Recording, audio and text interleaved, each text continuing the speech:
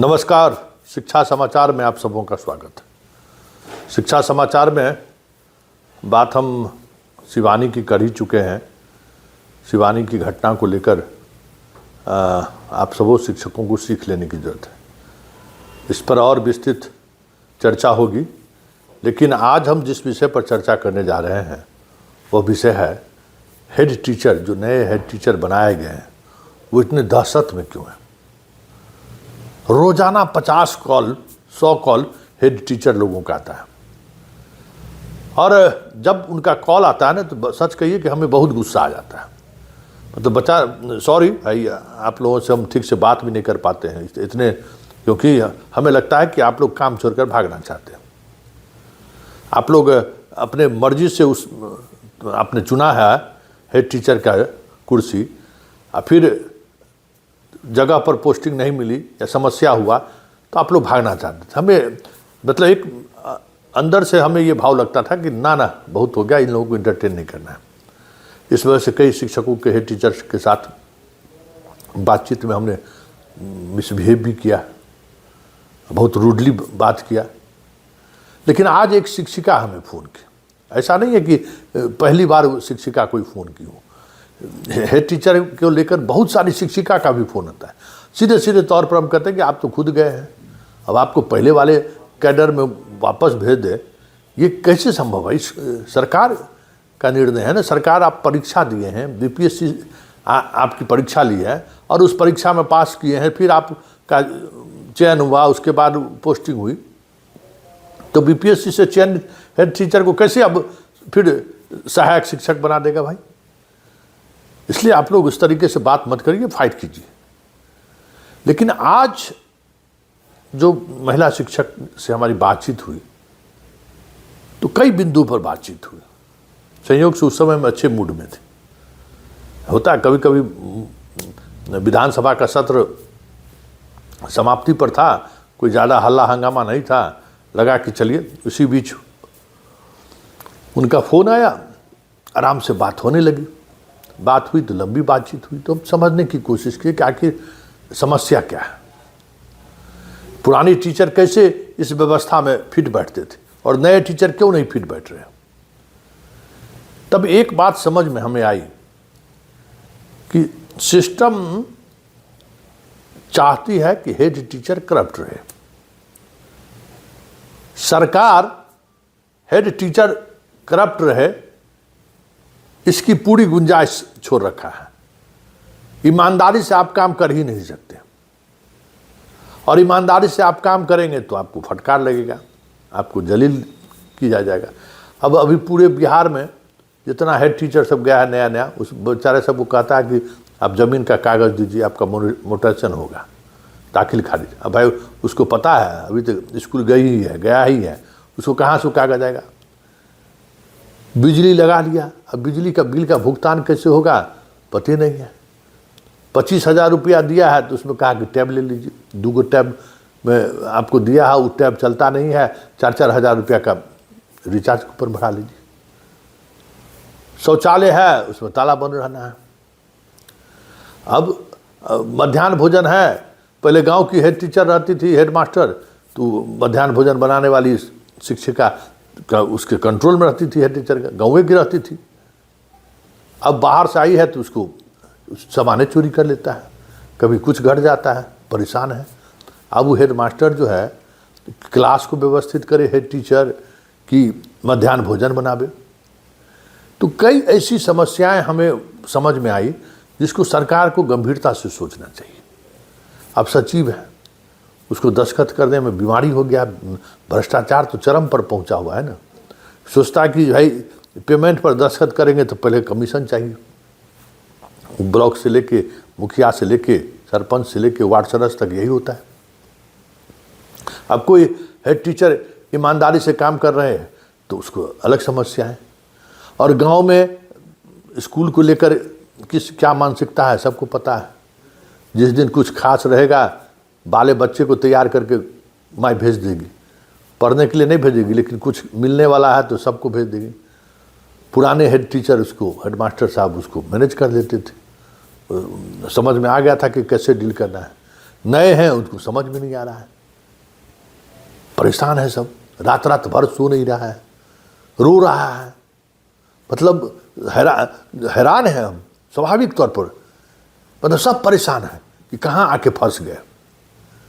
तो जरा सुनिए, एक शिक्षिका से हम लंबी बातचीत हमारी हुई है, हम सरकार से भी कहेंगे, शिक्षा मंत्री से कहेंगे और विभाग के प्रधान सचिव को भी कहेंगे और मंत्री जी को भी कहेंगे कि जरा सुनिए किन समस्याओं से आपका हेड टीचर गुजर रहा है। और ये स्थिति बनी रही तो बहुत सारे हेड टीचर आपके नौकरी छोड़कर भाग जाए तो कोई बड़ी बात नहीं होगी, कोई इस दुनिया को छोड़कर चला जाए तो ये भी कोई बड़ी बात नहीं। इतने फ्रस्ट्रेशन में हेड टीचर लोग हैं, सोचा ही नहीं था कि ये भाई देखिए है क्या ना कि हेड टीचर के साथ तो काम करते हैं, काम करती है, लेकिन उसको क्या क्या फेस करना पड़ता है सहायक शिक्षक कभी नहीं समझ पाता है कि किस तरीके की समस्या वो फेस करता है। सहायक शिक्षक सिर्फ इतना ही देखता है, देखिए विद्यार्थी 10 गो है, अटेंडेंस 50 को बना रहा है, विद्यार्थी 100 है, अटेंडेंस 200 का बना रहा है, अंडा चोरी कर ले रहा है, दाल में पानी मिला दे रहा है, सब्जी ठीक से नहीं दे रहा है।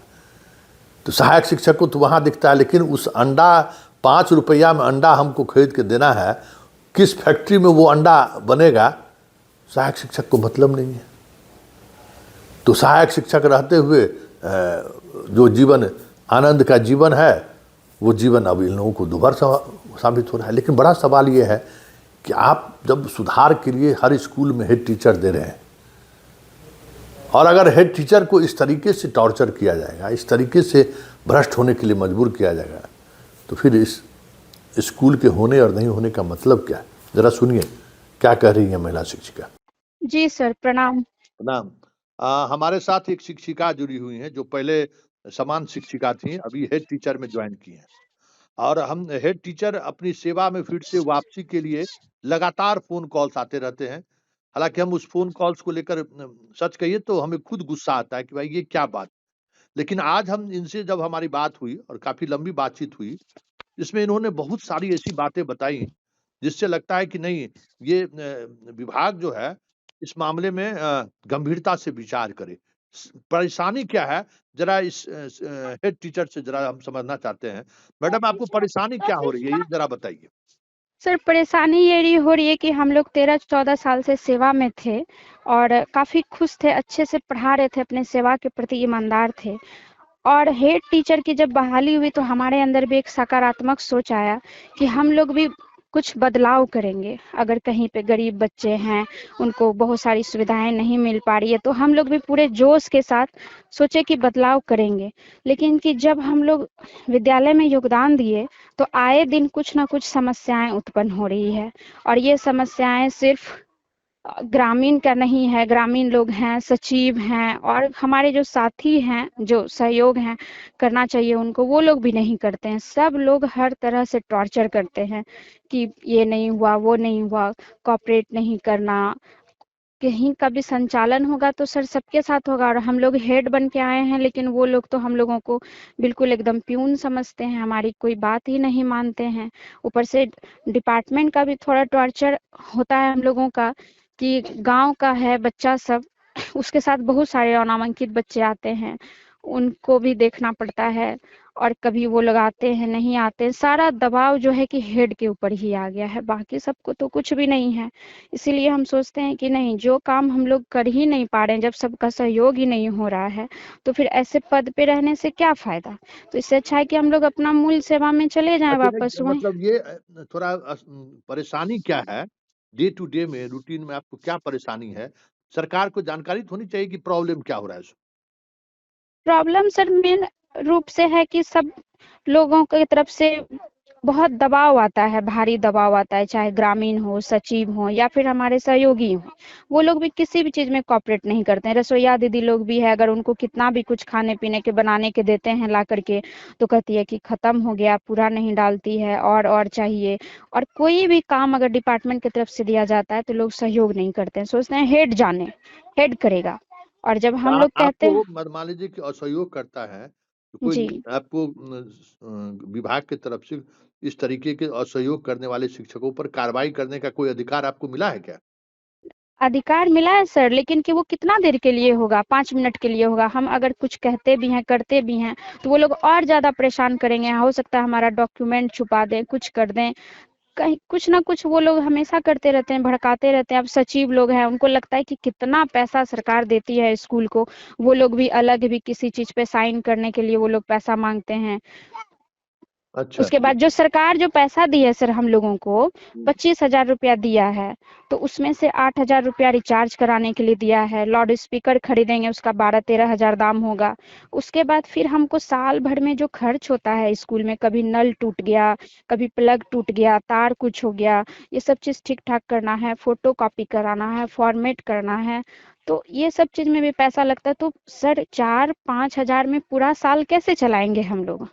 ये भी समस्या है कि अपना वेतन से कितना देंगे। हमारे विद्यालय में बहुत सारी चीजें नहीं थी, गैस चूल्हा नहीं था, तो हम लोग अपना पैसा से सोचे कि चलो भाई करते हैं स्कूल के लिए, लेकिन कितना करेंगे हम लोग अपने पेमेंट से? हम्म।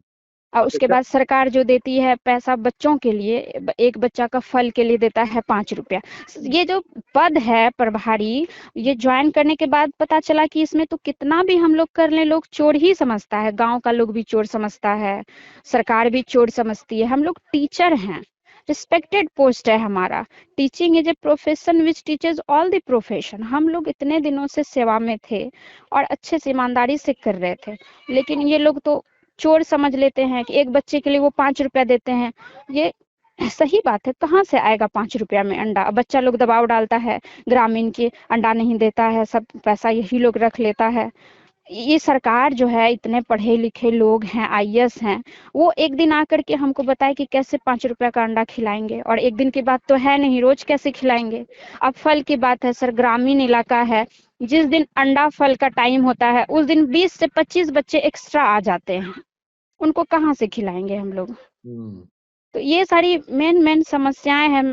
छोटी छोटी हम लोग अपना सैलरी से भी दे देंगे थोड़ा बहुत, लेकिन ये जो इल्जाम लग जाता है चोर का, और फिर हमेशा हर तरफ से शिकंजा, कुछ भी हुआ हेड पकड़ाएगा, हेड करेगा, हेड को नहीं छोड़ना है, हमेशा विजिट होना, ये करना वो करना। तो इन सारी चीजों से हम लोग मानसिक रूप से भी परेशान हो गए हैं। हम लोग विद्यालय रोज सोच के आते हैं नया कि आज ये करेंगे वो करेंगे, बच्चों को ऐसे खिलाएंगे ऐसे पढ़ाएंगे, लेकिन विद्यालय आने के बाद फिर दूसरा ही कुछ ना कुछ झमेला हो जाता है, और इसमें कोई कॉपरेट नहीं, नए जगह पे आने पे बहुत समस्याएं होती है। अच्छा, टैब भी काम नहीं कर रहा है? नहीं, टैब भी जो हम लोगों को दिया गया है कि उसी से बनाना है, तो खुलता ही नहीं है, तो हम लोग अपना मोबाइल से देते हैं। हम्म। टैब में एक दिन 1.5 घंटे तक हम प्रयास किए कि हम उसमें एमडीएम का रिपोर्ट उसी से दें, फोटो खींच करके। 2-4 दिन बहुत अच्छे से चला, उसके बाद फिर 1.5 घंटे तक हम प्रयास किए कि उससे जाए, लेकिन नहीं चला, तो अब हम भी उसको रख दिए हैं। अच्छा। ये ठीक। सारी समस्याएं हैं। और कुछ समस्या? बहुत है सर, खास करके एक तो हम लोगों की पोस्टिंग, हम लोगों से भारी भूल हो गई कि हम लोग इतने समझदार होकर के ऐसे जगह पे ज्वाइन कर लिए, नहीं करना चाहिए था, लेकिन कि अब किए तो कुछ बदलाव लाने के विचार से। अब यहाँ पे आने जाने का भी दिक्कत है, साधन की कमी है, और दूसरी बात है कि गांव के लोग समझदार नहीं है। उनको कितना भी कहेंगे कि रोज स्कूल बच्चे को भेजिए, नहीं भेजेंगे, लेकिन जिस दिन कॉपी बांटेंगे, बैग बांटेंगे, उस दिन सब लोग आ जाते हैं। तो ये हर तरह से जो मानसिक रूप से परेशानी हो रही है हम लोगों को, और आर्थिक रूप से भी हानि हो रहा है, क्योंकि हम लोगों को अपने पॉकेट से देना पड़ रहा है। हम लोग अभी अभी नया नया ज्वाइन किए हैं, और सरकार की तरफ से भी इतना शिकंजा हो रहा है, कसा जा रहा है, कि हम लोग हर तरह से मानसिक रूप से, शारीरिक रूप से और आर्थिक रूप से परेशान हो गए हैं। और इससे अच्छा अब लगता है कि चाहे हमारा मूल वेतन कम क्यों नहीं हो जाए, लेकिन कि अगर हम लोगों को मूल सेवा में ही वापस कर दिया जाए तो अच्छा है, क्योंकि जो काम हम मन से कर रहे हैं, अच्छे से कर रहे हैं, वही अच्छा है। और जब हम किसी पद पे हैं और उस पद की कोई गरिमा नहीं है, हम उसको अच्छे से नहीं निभा पा रहे हैं किसी के कारणवश, तो फिर वो कोई फायदा नहीं है। ठीक, चलिए, धन्यवाद। जी, थैंक यू सर। ठीक, धन्यवाद।